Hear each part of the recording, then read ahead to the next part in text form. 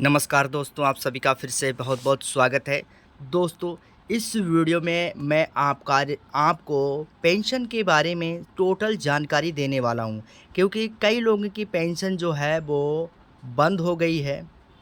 Pension आना बंद हो चुकी है, लोग परेशान हैं और 2-2 3-3 पेंशनें उनके खाते में नहीं आई हैं।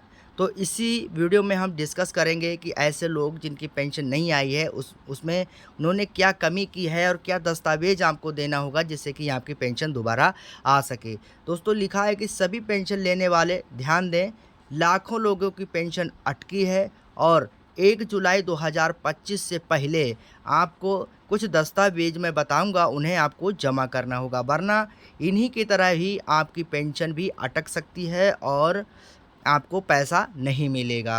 तो चलिए जानते हैं। दोस्तों, वीडियो को शुरू करने से पहले मैं छोटी-सी रिक्वेस्ट करूँगा कि अगर आप चैनल पर नए हैं तो चैनल को सब्सक्राइब कर दें। साथ ही साथ बेल आइकन को प्रेस करके ऑल पर क्लिक कर दें, ताकि दोस्तों ऐसे ही जानकारी वर्धक वीडियो आप तक सबसे पहले मिलते रहें।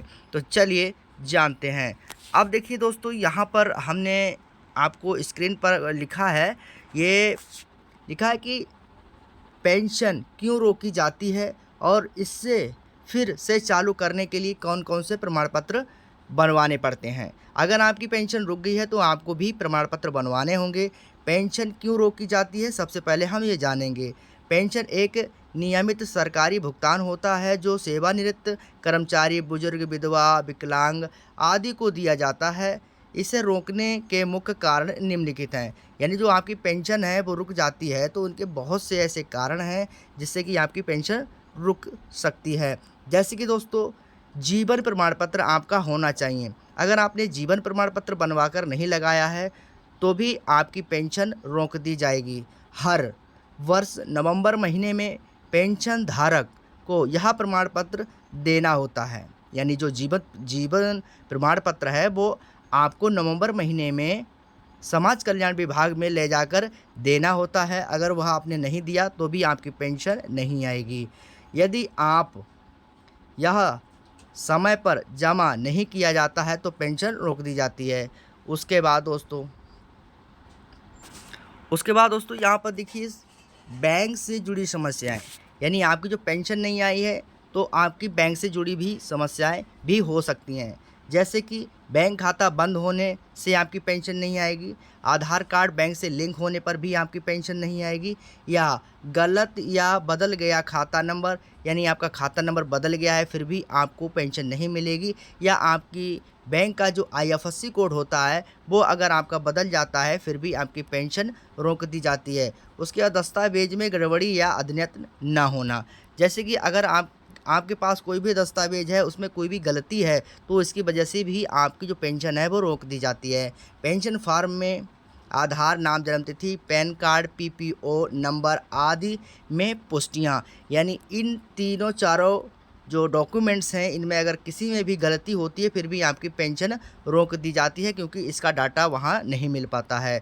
पता या मोबाइल नंबर अपडेट ना होना। जैसे कि आपका पता नहीं है उसमें सही से, या आपका मोबाइल नंबर नहीं पड़ा है फिर भी आपकी पेंशन रोक दी जाती है। उसके बाद मृत्यु या अन्य कानूनी कारण। जैसे मृत्यु होने पर या और भी कोई कानूनी कारण हो सकते हैं, उसकी वजह से आपकी पेंशन रुक जाती है।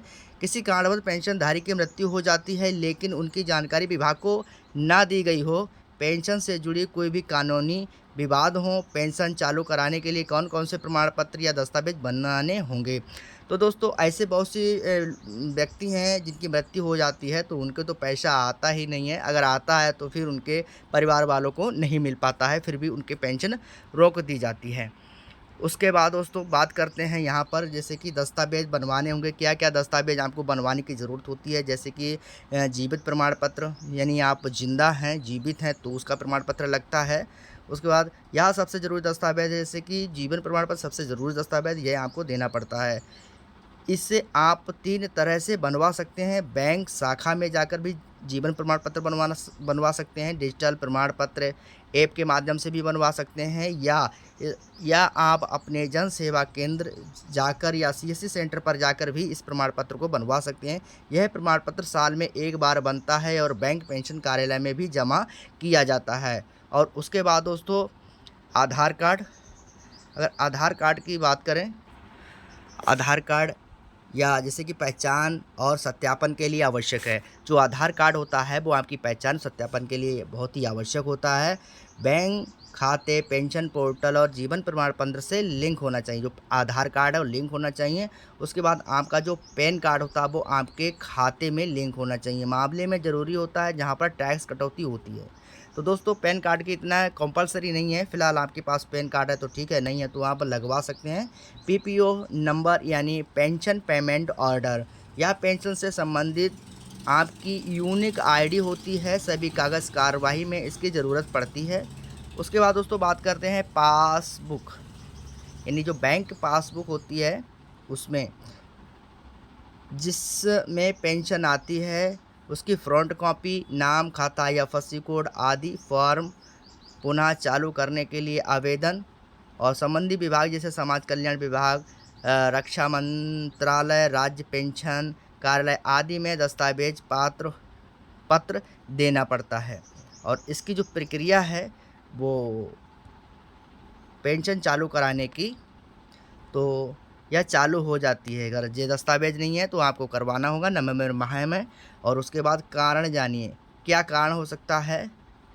जैसे कि कारण रोकने की कारण जो है वो पहले यह पता करें कि पेंशन क्यों रोकी गई है। मान लीजिए आपकी कोई भी पेंशन नहीं आई है या आपकी पेंशन रोक दी गई है, तो सबसे पहले उसका कारण आपको जानना है। पहले यह पता करना कि पेंशन क्यों रोकी गई है। बैंक या विभाग कार्यालय से संपर्क करके बैंक में जाएँ या अपने कार्यालय में जाएँ। सबसे अच्छा होता है कि आप अपने विभागीय कार्यालय में जाएँ, वहाँ से पता करें कि आपकी जो पेंशन है वो क्यों रोक दी गई है।